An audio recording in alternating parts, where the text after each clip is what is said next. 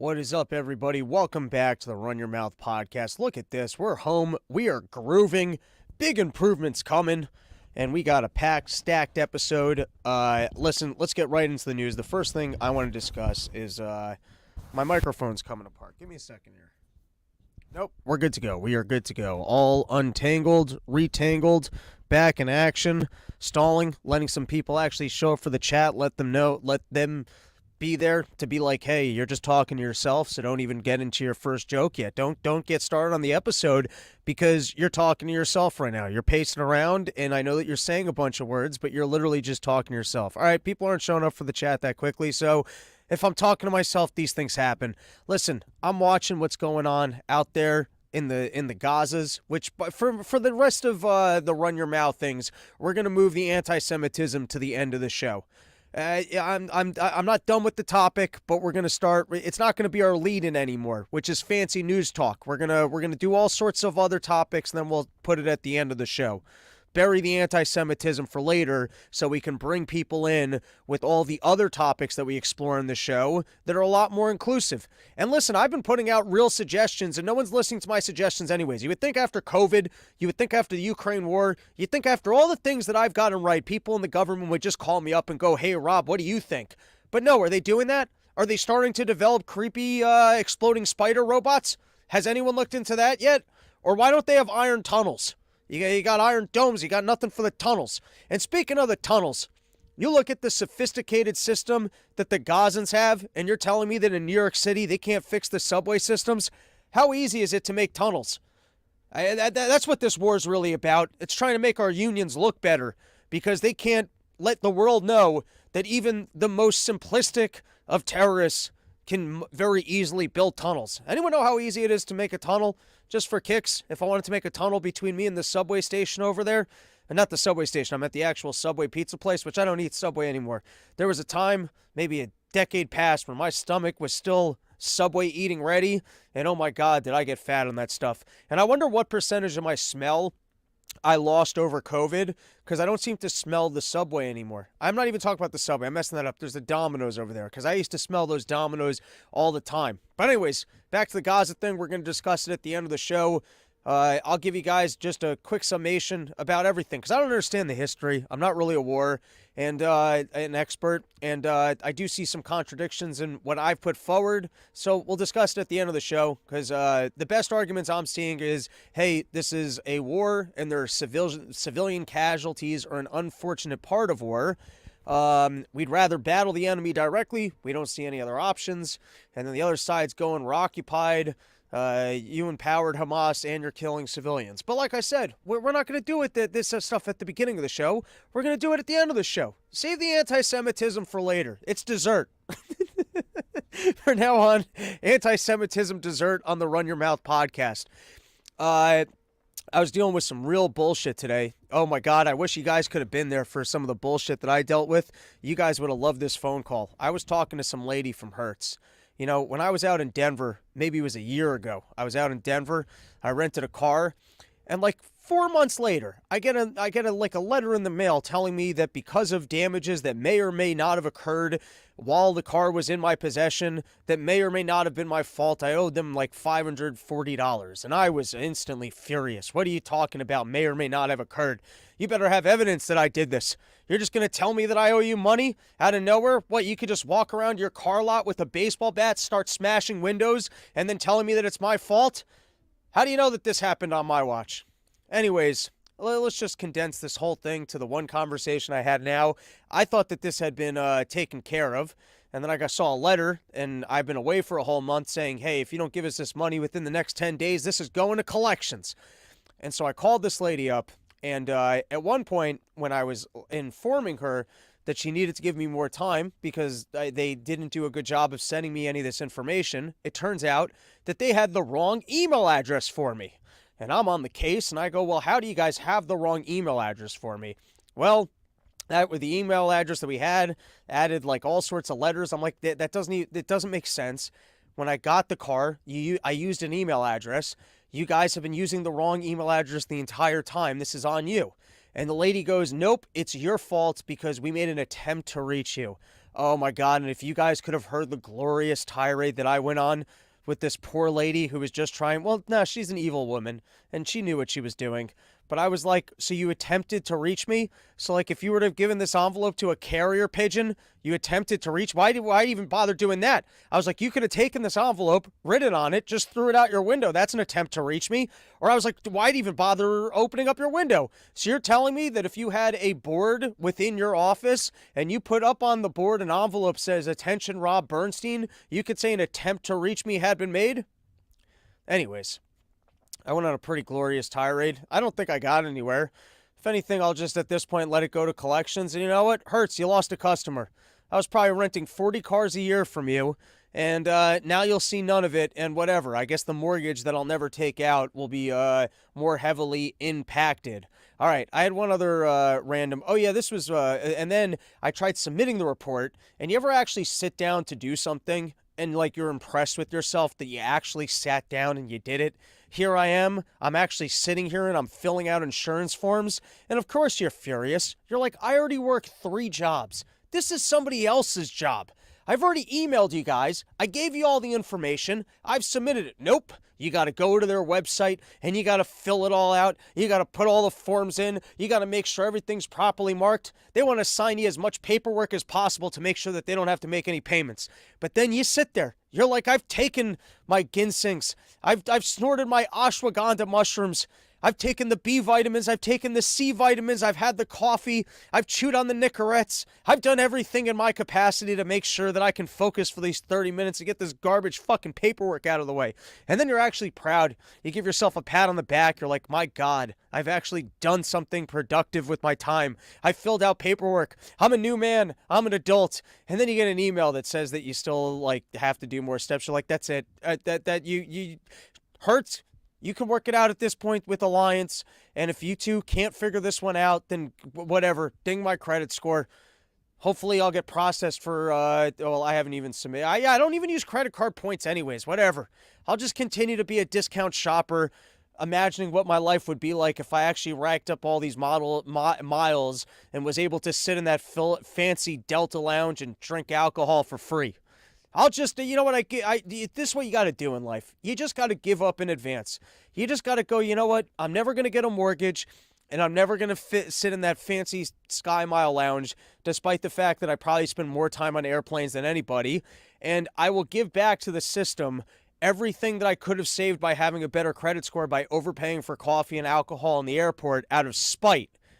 And then if you do that, who cares about your credit score? Does a credit score do anything else for you other than possibly get you into that the fancy airport lounges with better credit cards and possible upgrades on flights that you're on all the time? Is there anything else that it can do for you? What you got to do is, I guess, find a lady in your life that's got a good credit score. You bring the cash to the table. You don't even have kids or have sex, but you're just like, with our powers combined, we can sit in airport lounges and drink together. And isn't that what life's about? All right, guys, got a couple of dates coming up.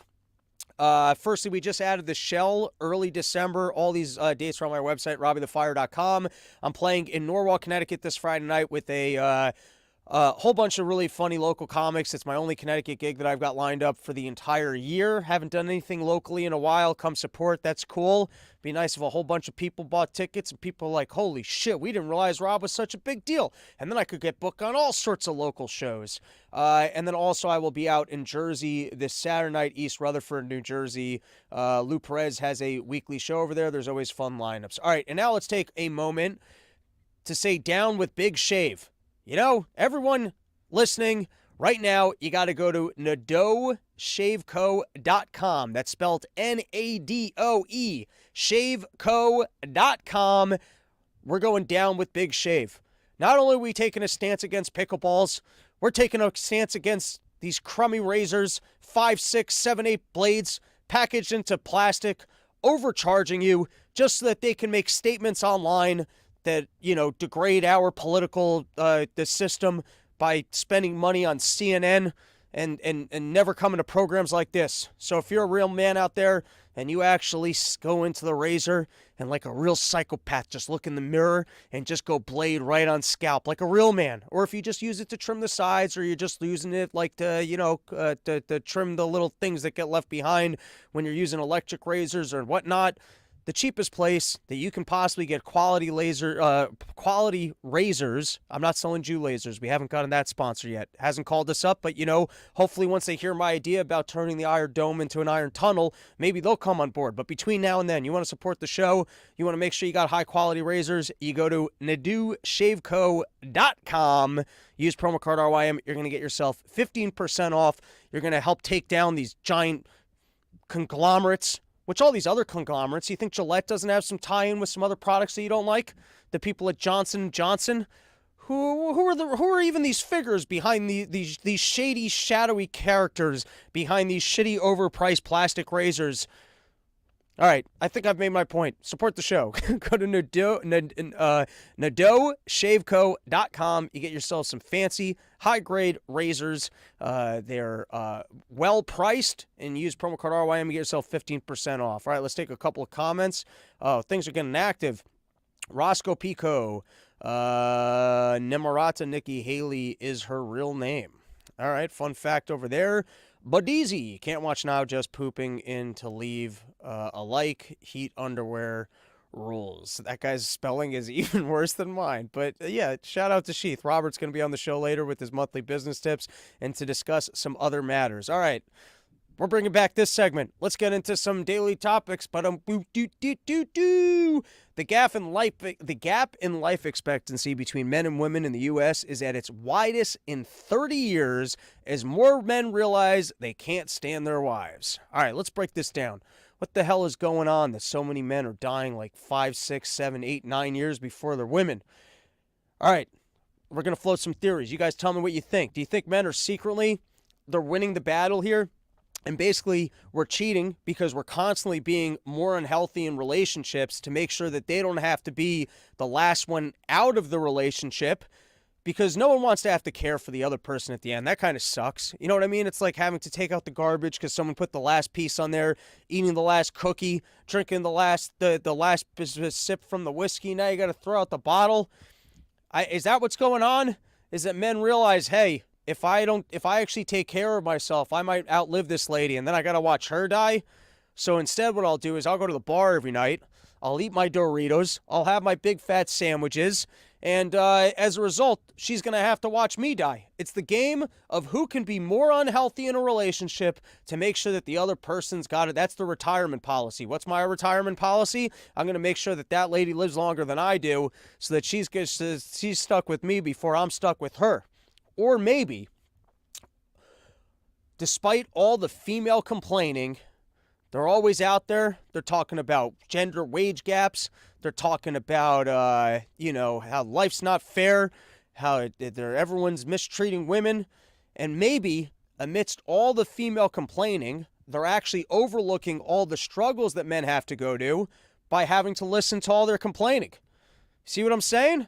It turns out maybe all of this bitching and moaning is actually taking years off your partner's lives, which you're partly at fault for the fact that, dudes are dying early.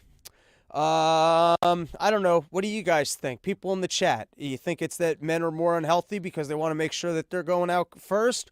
Or is it that female complaining is taking years off their partner's lives? That's maybe how you can start winning arguments with your wife. I don't have one. Or a lady here at all. But, maybe you do. And maybe that's the way that you can start winning them is going, honey, this is really stressing me out. And I don't want to die 7 years before you. All right, next up, what do we got?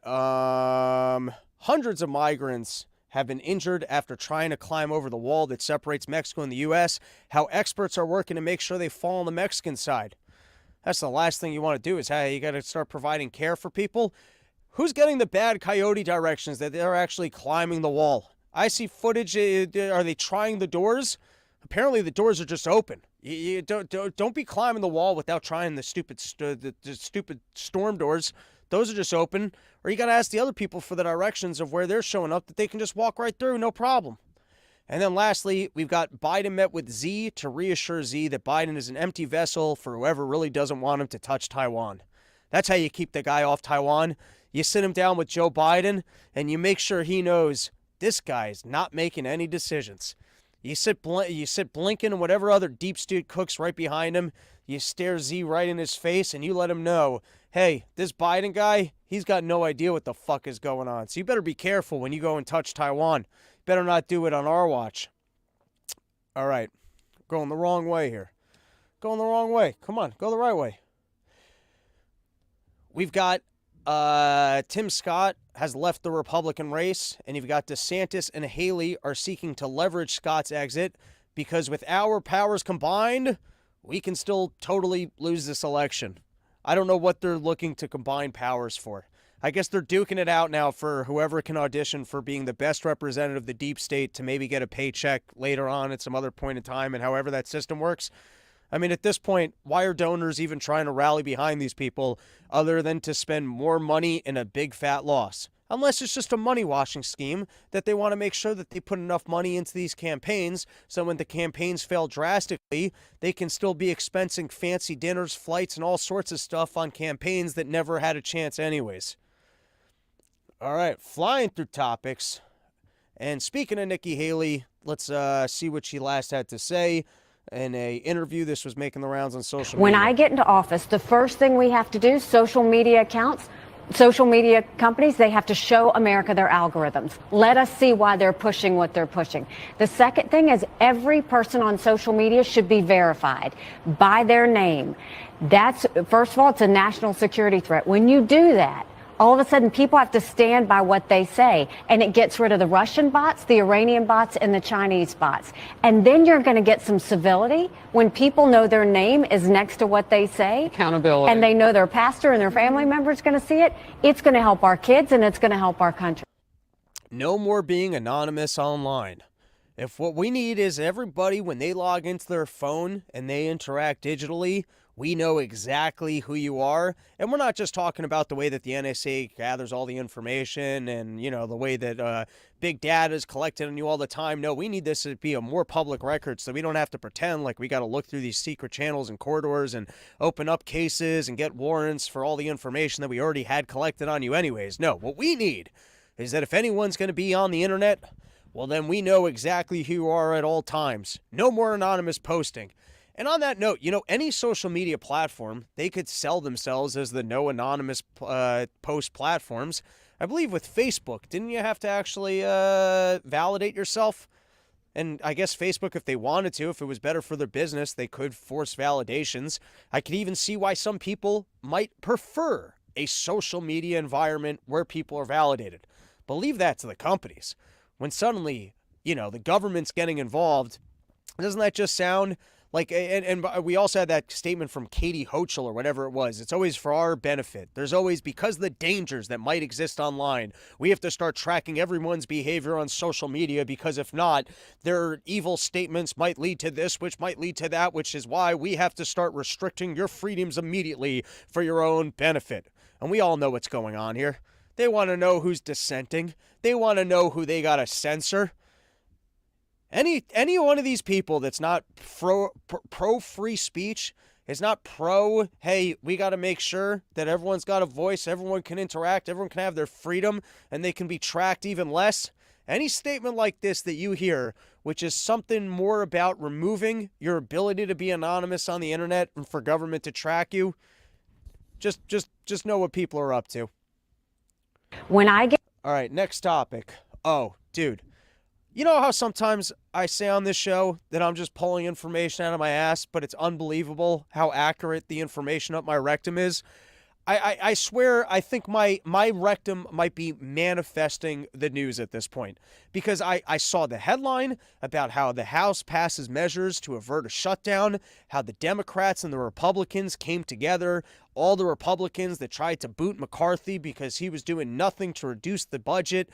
Their votes didn't even matter on this one because the Democrats were happy enough to work together with that Republican contingency that's also just willing to overlook debt and pretend like they're making minor adjustments and that Israel and whatever war machine and other people are getting their resources. And usually, well, we pretend like we're going to have a problem with this till the very deadline. And when I saw that instantly these two sides came together, I was like, yeah, because it's Thanksgiving. These people don't want to have to pretend like they're not going home for Thanksgiving. They don't want budget things on their mind. You got to leave that for when it's not pre-vacation. Because they're exactly like you and I when we had college papers. They wait for the last second. They wait for the deadline. Then they just go, fuck it. We don't have a solution. Sure, just send everybody the money, print more checks, wash some more things, make sure people have their earmarks, and they give up. But when I saw that they were able to get this done within like 10, you're like, oh yeah, because it's Thanksgiving and they don't want these things on their mind. And I was just like intuitively, I just knew. I was like, yeah, this is clearly a Thanksgiving thing. I wouldn't think that these people would be so open to just report back to us, yes, if there's things that we want to do in our lives, and it doesn't matter how important the task is, such as the country going bankrupt, if it's actually family time and family vacation, we're not going to look into what's bankrupting us. And that was just me. I saw the headline. I was like, this is clearly they want to get home for Thanksgiving, right out of the Wall Street Journal. The bill's passage showed many lawmakers had little appetite for brinkmanship just ahead of their Thanksgiving break, opting for a clean measure that extends funding at current levels but pushes off fights over issues including border security, federal spending levels, and Ukraine funding just ahead of the vote. House Democrats leaders threw their support behind the bill, saying in a statement that it avoided harmful cuts and extreme right-wing policy riders. There you go. They just went, you know what? I'm hungry for some turkey. Fuck it. Everyone game to take the month off and resume not solving these things next month. All hands say yay. All right, if you were looking for the last destination where you can get 1980s Wall Street type energy, if you wanted to know what government organization is out there and you can sleep with your subordinates, make them come out with you, drink some whiskeys, send dick pics around the office, well, you got to go work at the FDIC. You know why? I guess they got nothing to do over there but party. You show up to banks, and at the end of the day, if anything fails, you're just processing other people's money. And so, you're out in these boring towns. You don't even have the thrill of doing stand-up comedy late at night. You're just walking into a bank, pretending like you're checking the books. And other departments are in charge of cooking the books. So what does it matter what's on the books? You've already got people going, hey, listen, you don't have to write down that loan, or don't worry, you're out of money. We've got our overnight lending window. Oh, you've got too much money, well then lend us through the overnight lending window. You've got 45 other departments in government that basically exist just to cook the books and make sure that there's enough money in the system. So when you show up as the FDIC people and you just got to go, yeah, whatever, it doesn't matter, it's someone else's money if this thing fails and the whole thing's a Ponzi scheme anyways, and I just kind of sign off on it, you can bet those fuckers are partying. I did enjoy this line, though, because, it's fun to check out the patterns of every time anyone gets in trouble in government, because it's always the exact same thing. It's like every time you watch these congressional hearings and they go, it's not, typically speaking, we don't like to comment on ongoing investigations. It's like they only got so many playbooks. So I remember at the end of the whole Russia collusion nonsense, when they unwound that whole thing, did they recommend any changes? Nope. Of course they didn't recommend any changes. They went, all of our structures are perfect. Now, yes, they completely failed this past time. But if in the future we were to use our current structures properly, well then everything would be perfect, because government is perfect. It was just in this one small instance when we didn't properly use our current processes in place that we encountered such a failure. But if we can just make a return to using our processes in the correct way, well, then everything will be fine. So you know what I do? I say that we take a radical stance towards keeping everything the same. Because if we just do the same thing a little bit better, we can expect the outcome to be perfect, because after all, we're the government and we came up with these processes. So why would we come up with new processes? It's kind of like the liberal wet dream of, well, there's just the right amount of regulation. We never get the right amount of regulation. We can't just have it all chaotic. And sure, if government steps in too aggressively, it will ruin the market. But if we have just the right amount, it's always this magical just the right that they can never do, but it doesn't matter. Government's got to stay in the kitchen. And so here you go. I guess he had this problem of women being sexually assaulted at the FDIC, being invited out to strip clubs, being shown dick pics. They must be doing coke in this office. If you can take anything away from this, All right, here we go. He said the agency already has appropriate policies and procedures in place. The challenge, he said, is that it's really on management to instill the confidence in our employees to utilize those procedures and policies in a way that they can feel safe and secure. No problems here. We just got to be radically the same. So, Biden's sitting down and he's meeting with Z, and I think we can all expect how those meetings are going. Maybe what they're doing is they have a double translator situation where the same way that, Z's got a translator to translate the English, and then he says the things in the Chinese, and then the Chinese goes back to the English. Maybe Biden just whispers gibberish to a person, and then that person just says what the deep state wanted him to say, and then they go from there. Apparently, one of the things that it's on the table to discuss is that China's not doing enough to try and get rid of fentanyl, which I always thought that was more of a Mexico problem. I don't know how the Mexico teamed up with the Chinese to mix the fentanyl into. I guess the fentanyl comes in from China, and then the Mexicans keep cutting it into the drugs. I don't know how it works, but I like that. If there was one of the biggest issues that Biden had to address, it's, hey, my kid says it's really annoying to be testing these drugs. So, if you could, get rid of the fentanyl, man, that'd be way cooler. All right, and if you want to see some real bullshit, lawyer says Trump aide told her after 2020 election the boss is not going to leave. Here's the storyline. You got this January 6th case. Apparently, it's not going to even happen until after the election. And guess what? I'm voted in and I pardoned myself. But anyways, they're trying to ramp up. They got 45 lawsuits going on against Donald Trump, threatening the fellow with jail time. Everyone's coming after him.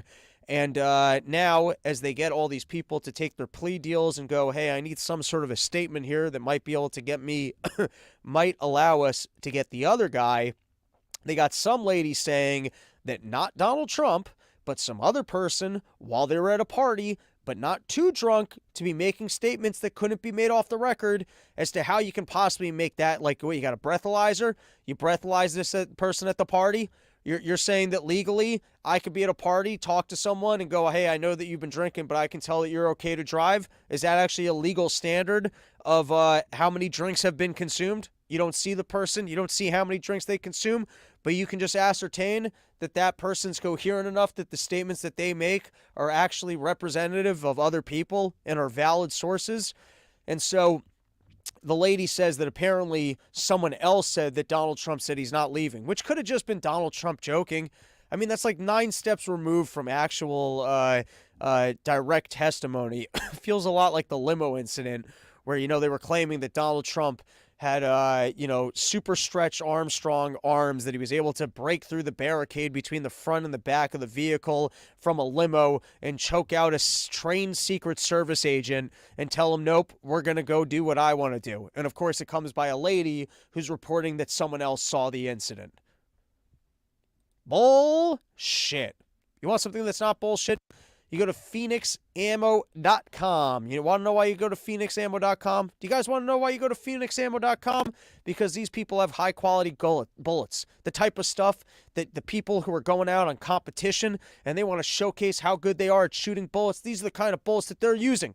And they're getting them at phoenixammo.com. And you know why you guys are going to love phoenixammo.com? Because these people don't sell to the deep state. Nope. They don't want any involvement in police activities. They don't want any involvement in foreign wars. They're saying no to all that stuff. And you know what they're doing? They're making high-quality bullets that they'll only sell directly to you, the consumer. And you know how you get your hands on these bullets that the deep state can't even get their hands on? That comes in full bags. You want a full bag of bullets that the deep state can't get its hands on? Too high quality for the government. You got to go to phoenixammo.com. And you don't need no promo codes. That's how good their pricing is. You go to phoenixammo.com and get yourself the bullet that's used by professionals, and the government can't even get their hands on these bullets. So if you want some high quality bullets made here in the USA from good old American workers in Detroit, Michigan, high quality stuff, the premier supplier of the militia industrial complex, people like me and you just want to stay safe, make sure that we can enjoy our right to bear arms, you go to phoenixammo.com, go load up. All right, let's cover one more topic, which, like I said, we're keeping our anti-Semitism to the end, and then we got Bobby the Bank from Sheath coming on. All right, so I thought that this was from the New York Times Daily Briefing, and I felt like this was a pretty good summation of both sides on the Israel issue. So we're going to give it a read.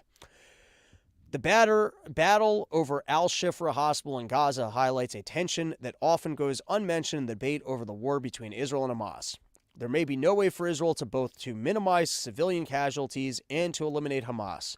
The reality of this trade-off still doesn't answer the question of what should happen in Gaza.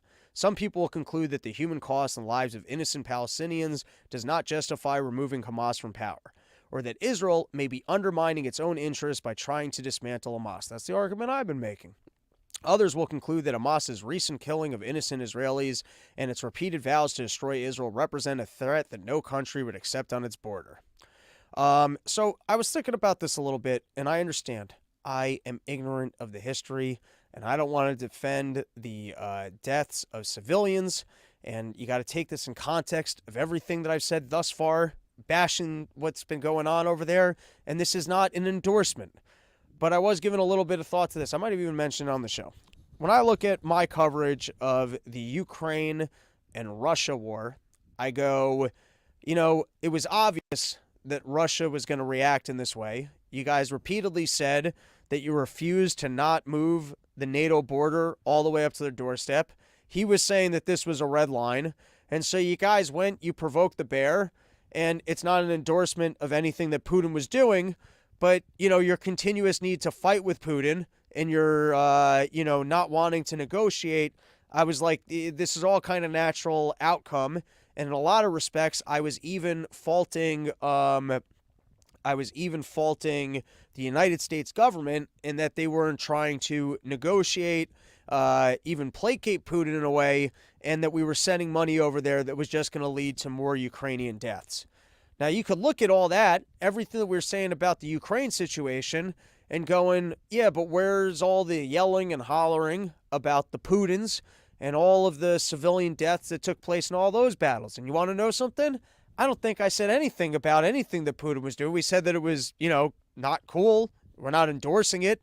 But I don't think we did a lot of coverage over bombed buildings inside of Ukraine or civilian casualties. And I think when we were looking at the civilian casualties, I was going, this is why we shouldn't be involved, and this is why we shouldn't be sending funds, because otherwise this could de-escalate. Now, are these directly comparable to the Israel situation? No, not at all. I think what I'm trying to point out, though, is that one of the things that's been a little bit unfair of some of even my own coverage of the Israel stuff, and I've already pointed this out on the show, is that I don't know the numbers on every human catastrophe that happens across the globe, and that doesn't mean that I don't know, this is where you start playing the internet game, where you're like, I don't want to come out as pro-death. You got to start every statement with, I love babies, and I don't think any baby should die, unless you're into abortions and you don't consider that a baby, in which case I'm on your side too. Hey, listen, I just want to be the nicest of everybody and make sure that I'm making the right placating statements at all time. Just if it wasn't already clear that I wasn't into death, and I'd like everyone to be able to live a nice life with their kids and with happiness and a smile on their face at all times. It's like, you really got to make sure at all part, like, hey, I'm really making sure that I'm making all the proper placations at the beginning of this thing so that no one tries to spin this and go, hey, you really love death and want to kill babies. All right, listen, we're all on the same page here. No one's advocating for death. No one's being pro-death. No one's making statements for death. I guess the only point I'm trying to make here is that, and this is why I was arguing that it was a strategic failure, is that, the activities were being highlighted. But I'm just saying, if we were to review the way, or even on this show, that we were looking at the whole Russia situation, I guess there was a little bit of a realization of the fact that Putin was not going to accept NATO being on his doorstep, and he was going to go to war, and these are the costs of war.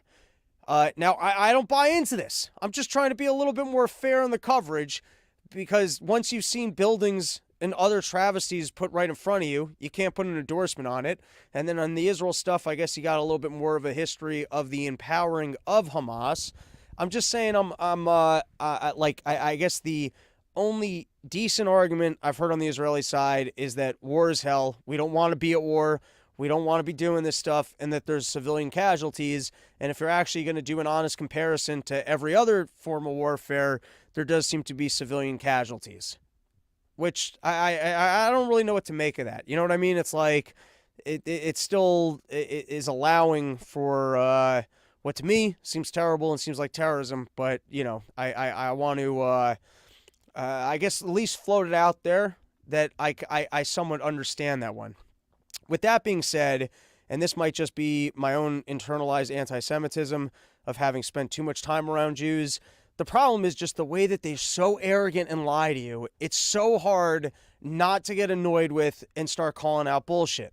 So like this was Netanyahu in the Hill. You're next if Israel does not defeat Hamas. No, we're not. No, we're not. You know, that's what they keep claiming. If this is in our absolute strategic interest, and if we don't do, like, firstly, there are more Muslims. I think Muslims like the fastest growing religion in the world. There's going to be a lot of them. And so if we're taking the approach that we have to keep these people down, how's that going to turn when the wheel turns and there's more of them? So if when we had the one slice of power, we took the approach of, hey, someone's got to keep these people down. Just wait till the way you're crying when they have more power. It just seems like it's a bad look. And then this is just where they annoy you with the total and unbelievable outright lies about the situation. And so on this note, apparently Rodney Dangerfield is back. He's not quite as funny as he was in the last go-around. And I watched him with this little skirmish. And we're going to give this a quick watch. And then I see that Bobby the Bank is here, and we're going to turn it over to you shortly. But let's close out the latest from the Israel coverage and give this a quick watch. It's been proven with certainty that the headquarters of Hamas is under the Al-Shifa hospital in Gaza City. Now, you know what happened a couple of days ago? Proven by Hamas had a big... Mark, are you going to let me finish? I cannot allow you to say 15 things that are unfactual and not be challenged on them. I'm happy to let you talk, but I'm going to ask clarifying questions. You're going to tell me what's factual? Mark, yes, I spent 5 years of my life studying this, living it. When was the last time you were in Gaza, Mark? When was the last time you were in Gaza? 18 months ago. When was the last time you were in Gaza? When was the last time you were in Gaza? A few years ago. Okay, so you said Al-Shifa Hospital has been proven Hamas headquarters. What independent reference, what source, what investigation has proven that? Who has proven that it's an Al-Shifa hospital since it's been a proven fact? Who proved it? So now we're going to get into this basic, like, Holocaust denying idea that evidence that Israel has shown is not valid. I mean, is that what you're doing? Do you deny that people were raped? Everybody that... The guy said something. Hey, this has absolutely been proven. The guy goes, well, how do you know it's been proven? He diverts it to going, well, have you been there? Which is like kind of like the classic, like, well, you know, my dad works in this industry. No, I'm asking you something. What's the evidence? Well, have you ever been there? Well, actually, I was there more recently than you. Well, how dare you question me? Because if you're questioning this, then you are a Holocaust denier. Challenges you is not doing Holocaust denial. You said that it's a Hamas headquarters. I simply asked you for evidence of it. I said who, and you immediately equated it to Holocaust denial. Israel has presented evidence. Ask the CIA. Ask anybody who studies the CIA, this. sir. Yeah. Firstly, I don't think the CIA takes calls. I don't think if you go, hey, I was on a news show and I was in an argument with someone, you mind just clarifying this one? And when you go ask the CIA, are you saying we should ask the same intelligence officials that said that the Biden laptop was had all the earmarks of Russian disinformation? It's the classic appeal to authority. Ask your health officials. You're questioning getting a 14th booster for your baby or with your pregnant wife? Well, ask your health officials. Well, firstly, they don't take our calls. Secondly, what's the track record of these people? You don't trust the government. You don't trust the American government. You don't trust the Israeli government. Who should we trust? Hamas? You want to trust Hamas? Go ahead, trust Hamas. Okay. All right. And so on that note, it's been proven with this video, maybe there was more evidence that came out today, but this has been an ongoing thing of that the Hamas headquarters was underneath one of these hospitals. And Israel's got to get a little bit better at its propaganda team because they were putting out this video showcasing the live proof of the fact that the headquarters was located under this hospital. And included, we're just going to do a quick skim of this. You guys can find it. You can watch it on your own time. And more evidence might have come out that, in fact, there was a headquarters underneath this. But the evidence included curtains, because we all know terrorists love curtains. If you see curtains on the inside of what could be a waiting room, that's clearly evidence of terrorism. And then the amount of supplies that were supposedly in this headquarters was less than what you see in American gang raids. Like, all of a sudden, so you got the most sophisticated terrorist organization that needs to, well, I don't know that they claim that they're that sophisticated, but something seems missing when you go, this is the headquarters, and then you're pointing to, yeah, there's a handful of grenades, there's these 7 guns, and then the other one was, he goes, look, there's a tunnel over here, there's a tunnel, but then they don't show you the tunnels even connecting. I mean, the fact that you go, here's live evidence of the fact that that was clearly the headquarters. And I'm not even saying that Hamas didn't have a presence there, or maybe there isn't more evidence of it being a headquarters. But when they show you the live feed of, hey, look at this bombshell proof, and it doesn't even seem like great proof. I'm here in Gaza City. We are here next to a house of a terrorist. This is one of the senior terrorists who is the head of the operation. Down directly to the tunnel. The electricity. Now you can see the tunnel. There's a tunnel, and that the tunnel you is can see the tunnel. in range to the hospital. The tunnel is let down more than 20 meters down. To the hospital. The rowboat found a door that is in other hospital. We are now seeing. Then they go to the hospital. I want to show. We are now in the area of the basement of the hospital. Bombshell proof is, look at all these. I want to show you a room. Hospital. I'm not saying Hamas wasn't there, but this is the headquarters. This is the thing that we need to go in there and bomb civilians over, is a couple of hand grenades, 2 rocket launchers, and 4 rifles. That's the headquarters that we need to be killing 10,000 civilians over. And then here was the they're filming. There's a bike. We're filming. They've got showers. I also love this, that the tunnel systems, we can't possibly deal with the tunnel systems, but they all have air filtration systems. Structures. Just have a top war and take out all their air. Like, isn't that an option? Just closing them off? Let them all be stuck in there. And then here you go. This is curtains, and clearly if there were curtains, it was because you wanted to film the hostages. Now, I'm not saying they weren't filming hostages. I'm just saying that doesn't seem like bombshell proof. Like, if you were to have me write a list of proof that terrorists are using something as their headquarters, do you think nice curtains would make that list of proof? Like, if I were trying to go into the CIA tomorrow and go, hey, I got proof that my neighbors are terrorists and it's because they have curtains in a windowless room, do you think the CIA would go, oh my God, curtains, the #1 sign? Is that like when you look for like roaches or whatever, mice, and you see like the little piece of dung and you're like, oh, look, you clearly have mice here. There's this little piece of shit, right? Is that the #1 sign of terrorists? Is that there are a couple curtains? All right. Well, that's enough of my analysis of this situation. Why don't we turn it over to a man who's actually been out there in the flesh, fighting terrorism for the United States government, inventing sheath underwear because Iraq gets so hot you can't be having all that chafing going on. You need to make separations in your life. Welcome back to the show. It's a pleasure to have you, Mr. Robert. Thank you, Mr. Robert. Robbie the Fire. You're the man. Thanks. I love that background you're rolling with there. That's really I think we're going to make use of this more often. I'm a little bit, I had high hopes when I went to the green screen, and I thought I would change up the thing every episode. I've gone with the border wall a little bit too much, so I think when I don't otherwise have a grand idea for backgrounds, I'll rotate you and Yo Kratom's.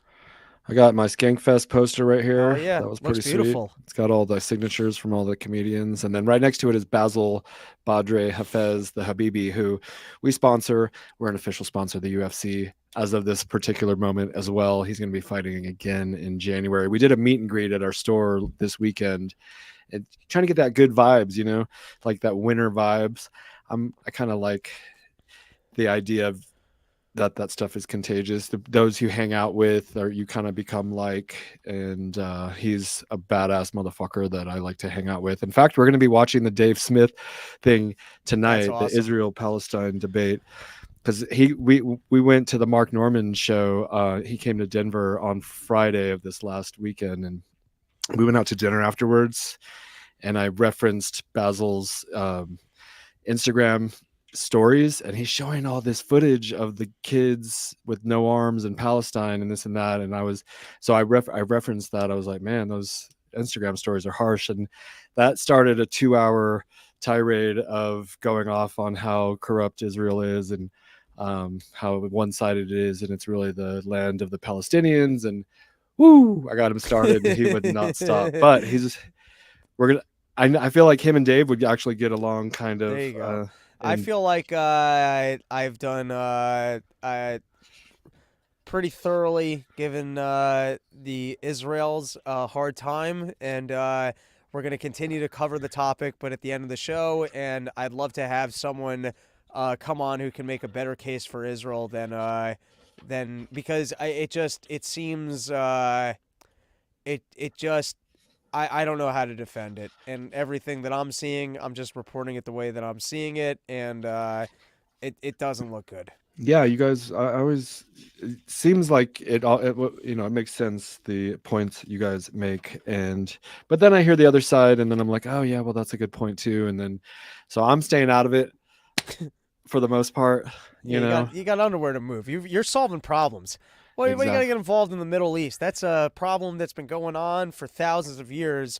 But, you solved. Who knows? Maybe you're the one to solve the Middle East. People's dick and balls have been getting stuck together since probably caveman and pre-underwear times, and you solved that problem. So, Robert, maybe next year we got to put the Middle East on the vision board, and maybe you can figure out how to bring the airdrop. We need to do some drone drops. No, maybe you can figure out how the Israelis and Palestinians can be together but separate. Separate but equal. I'll put some thought into it.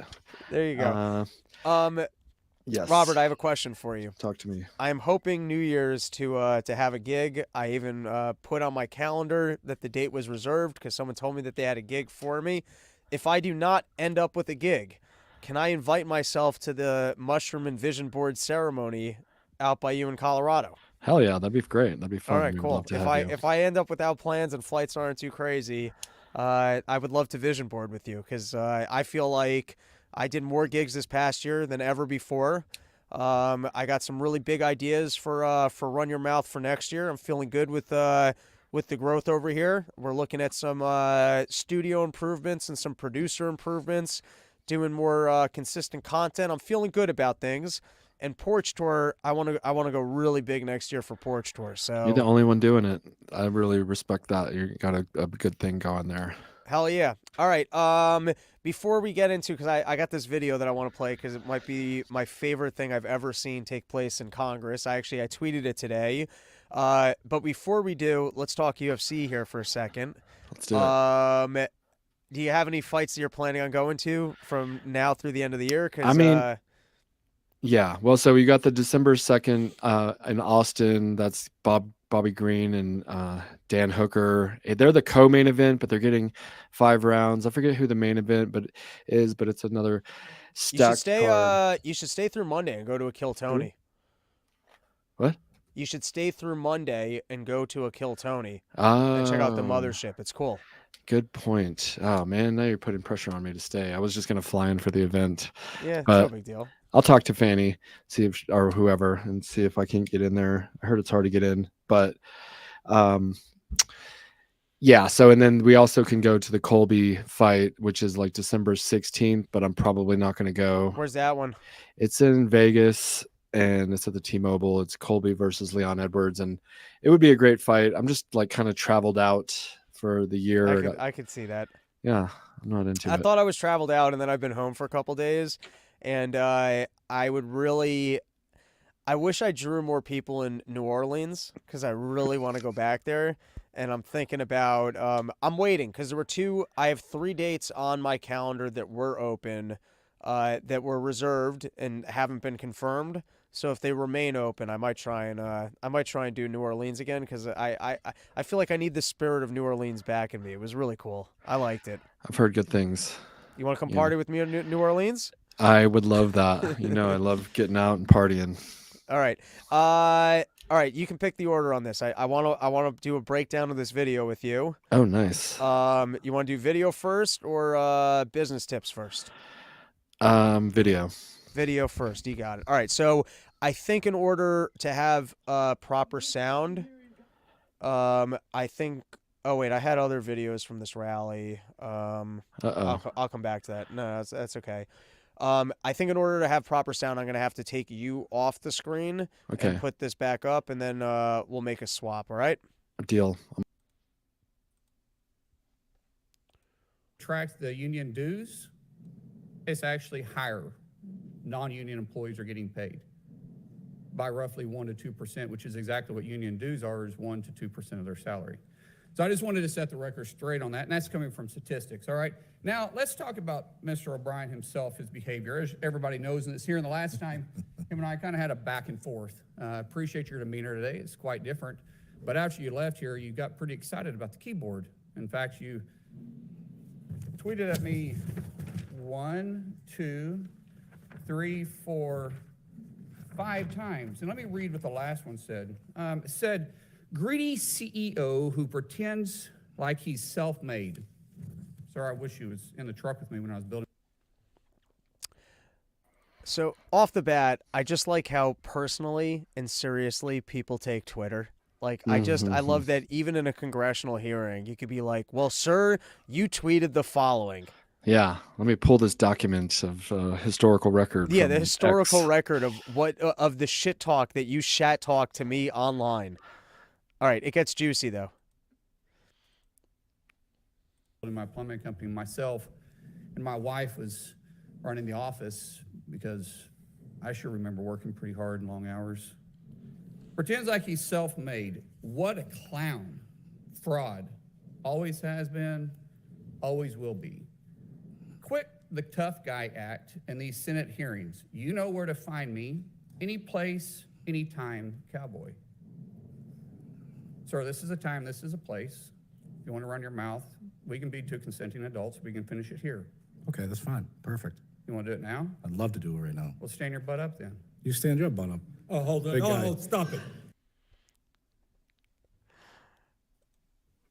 All right, just off the bat, tell me that's not the coolest moment that's ever happened in a Senate/congressional hearing. That's federal? You said online you want to fight me, I will fight you. And then the guy going, okay, I'll fight you, fine. Then let's fucking do this. I like it.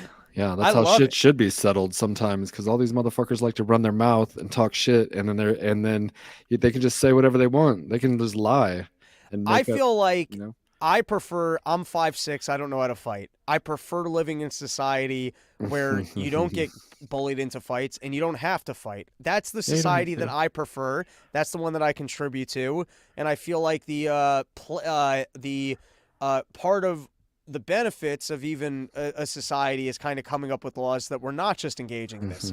However, if two men stand up in any setting and go, nope, we're fighting this out, and the other person agrees, okay, I'll fight it out, you should legally be allowed to fight, and everyone should stand back and go, fuck yes, I get to have this show.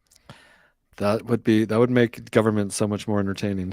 Yeah, if anything, if we could somehow have referees in every room, so they could be like, okay, it's on, and then you could clear out a little space. I like that reality, that if someone wants to challenge you, and by the way, if when the first time someone challenges you, hey, I want to fight you on this, you could go, well, I'm actually a pussy and I don't know how to fight, but I am going to win the battle of ideas, so why don't we continue to actually have a conversation about this, because that's the better way to have civil discourse.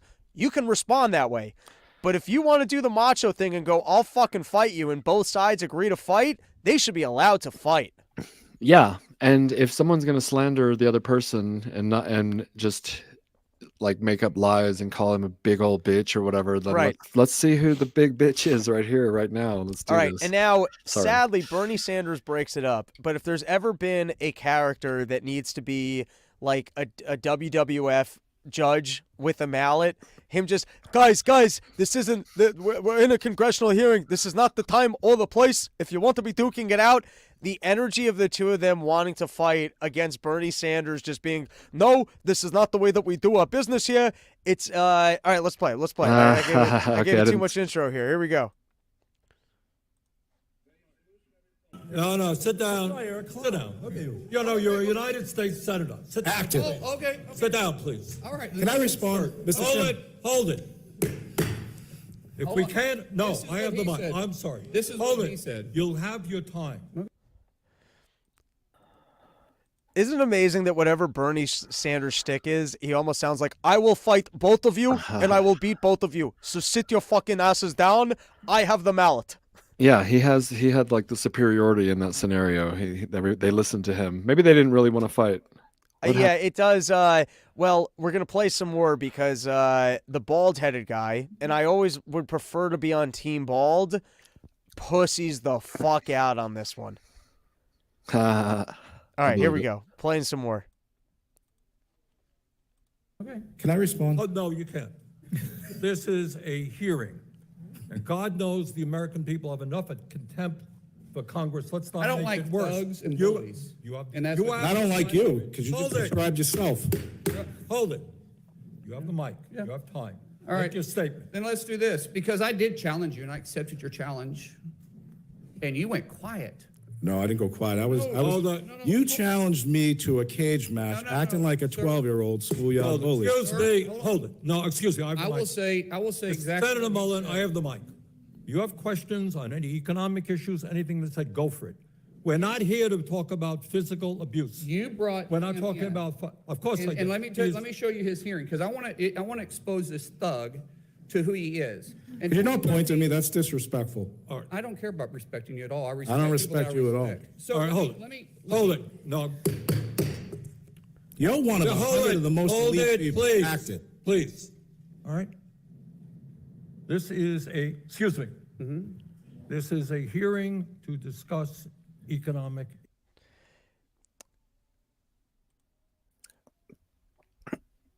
Bernie Sanders is so the principal that the more angry he gets, the funnier it is. So, like, if you're at like a, at like the auditorium, and we are going to respect the performers, you would instantly just cause more trouble because the more mad he gets, the funner it is. Like, even if you're getting suspended, he's that guy. If you can watch him get mad, it just becomes more hilarious. Yeah, you want to instigate him a little bit more, maybe. 100%.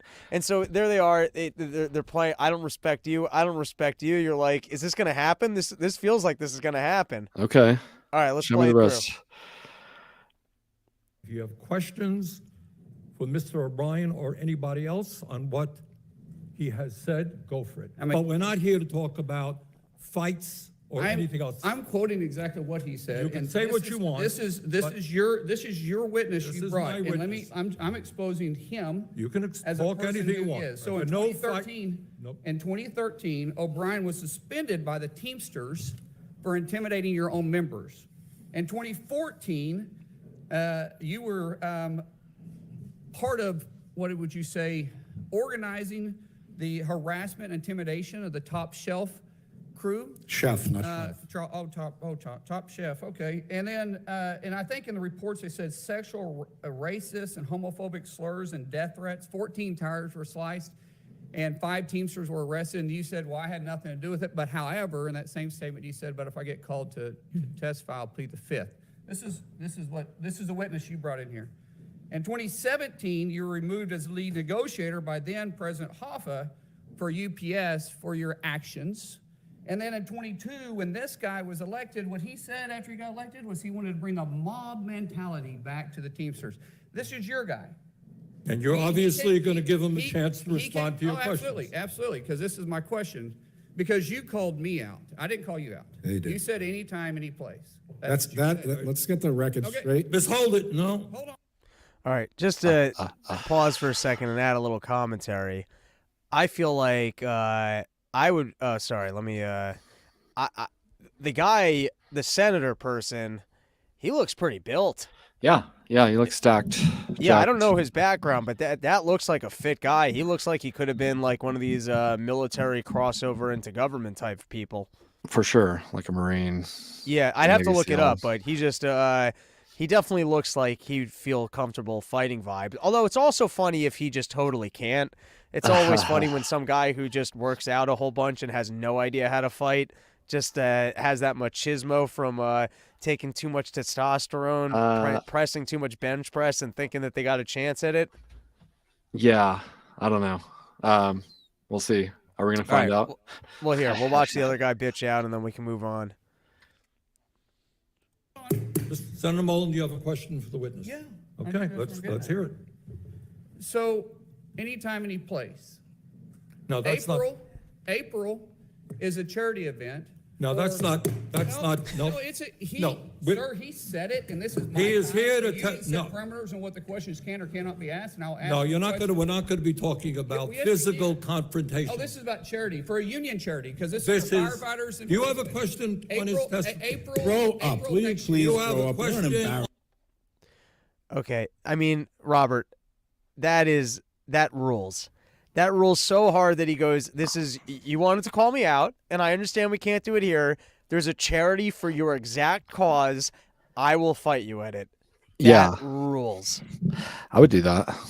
What, But- you would fight at Look, a charity event? Yeah, I would have like 10 years ago. I feel like I'm a little bit too broken down these days. I'm actually training a lot, and it's like I'm sore as fuck. I was rolling today for like 30 minutes in boxing, and I'm like broken right now. But I have no combat training experience, but I love this. I just love the way he's throwing out the gauntlet. He goes, fine, you want to fight me right now?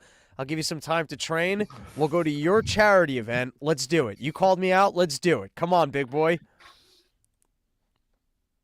Let's not You be. said it. You're an You embarrassment. said You're it, an and I'm just embarrassment. simply answering it. You Senator reached Mullen, out go to hold your it. buddies. Hold it. I- Senator Mullen, you made some charges. Charges? Mr. O'Brien, do you want to respond to Yeah, go the ahead, question? please. Yeah, I mean, look, the reality of it is, Accept my challenge, Mr. tough guy. Mullen, tough guy. Hold it. Answer the questions. All right, you're one. He made a lot of statements, right? And his statements are fiction at best. Fiction, I read them. Can you answer? What? Answer the question, please. I can't understand him, to be honest with you. right. He rambles so much. What was your question, actually? You said I made a lot of statements. No, but what's your question? I don't understand your question. Could you repeat it? You said anytime, any place. What's your question? Accept the challenge. What challenge? You said anytime, any place. I'm accepting yours, so why don't you come What back? challenge? What challenge are you talking April about? 30th. How about we do it for a charity at the Smoking Guns in Tulsa, Oklahoma? We're not going to be what was the talking about challenge? physical What are you talking about? confrontations here. You want to fight me? What do you say about anytime, any place? Let's have coffee, discuss our differences. Oh, that's what you said. Yeah, that's right, exactly. All right, well, let's sit down and have coffee. Let's I'd do love it. to. I'd love to. But It's the funny how you What a bitch. that was smooth though. He fucking. Oh, for the rest of your life, though, you're a fucking weasel bitch, dude. You knew what you were. Oh, yeah, I wanted to have coffee with you. That little smirk on his face of, oh, I don't want to have to fight this guy. Yeah. That's called being bitched out on live television, and he's lucky that, of all people, Bernie Sanders was there to keep the peace. Can you imagine if Jim Jordan was there wrestling back? Hey, let's do it, boys. I'll roll out the mat. Jesse Ventura would have like been doing backflips off the ring or whatever. Yeah. Yeah. All right, there you go. Robert, what's what's your business tip for us for this month? I feel like we might have missed September or August. I feel like we might be one behind, but That's all right. As we come into the Thanksgiving, the holiday season, people are going home, they're visiting, they're going to start thinking about New Year's. What do you got for the good folks? For sure, go to sheath.com. We bought sheath.com. It's been sheathunderwear.com for like the last decade. So we finally bought nice. sheath.com, leveling up. And we're keep your feet on the grounds, keep reaching for the stars. I'm trying to do this UFC thing, but it's super expensive and I don't know how it's all going to work out. But it's really cool. And we have another event on Saturday where we're going to be sponsoring. We're in the Octagon. It's kind of like a dream come true as far as getting in there. I'm waiting to see the ROI essentially, but I've been wanting it for 10 years, had that burning desire, and we manifested it. So, but we'll see how that all plays out. And I was doing a podcast last week, and I talked about how I started taking, not advice, but I was inspired from Jake Paul and his method of growth, I guess, over these past few years. And what he's doing is, and I've already talked about this probably, he hired a bunch of coaches. So he has, a dozen different coaches. And so I feel like if you can try self-improvement and read self-improvement books, and I definitely recommend that. But also if you're really whatever, put your money where your mouth is and hire a coach and get like the fast track towards success and growth through having coaches. Because like you never push yourself as hard as you would if you had a coach either yelling at you or encouraging you, whatever kind of suits you. So be willing to do what other people won't do. The coach can get you to believe in yourself if you're having some issues with that. And I'm trying to take the coaching I'm getting from the various coaches I'm working with and like kind of pass that on to my team and build them up and get them to believe in themselves so that we can then take care of our customers. It's like this full chain of events that are going to give our customers the best. Speaking of taking care of your customers, are we restocking on the Long Johns for 2024? Yeah, I need to send you some. We just got some. They're here. I'm gonna email you my personal address because last night I went into studio, which I never do. I was in the city and I got off the highway and I went into studio just because I heard that there was a Sheath package there for me, and I said, I'm getting my underwear. I was like, Sheath is my sponsor. No one's touching my underwear. I think I got those new bamboo, purpley, whatever things. Nice. I was like, I'm excited for the new models. Now, personally, I know everyone's got their own way of wearing their sheaths. I like the long ones, like the Donald Cerrone's. I think the 8-inch ones that kind of go further down your leg. Yeah, those are the ones that I like the most. And unless I'm on my bike or doing some workout, I don't normally use the sheath while I'm wearing them as boxer briefs. That's the way that I like to sheath. You do what you gotta do. I'm not giving anyone else a hard time how they like to sheath. Maybe you like the ultra sexy ones that show off more of your big glute muscles. You know what I mean? Maybe you like kind of like the bodybuilder-y thing when it's like a little bit higher up your leg. I like the long one because I feel like when it's the long one, I don't even feel like I'm wearing it. Everything down there's just slippery and smooth. That's the style that I like.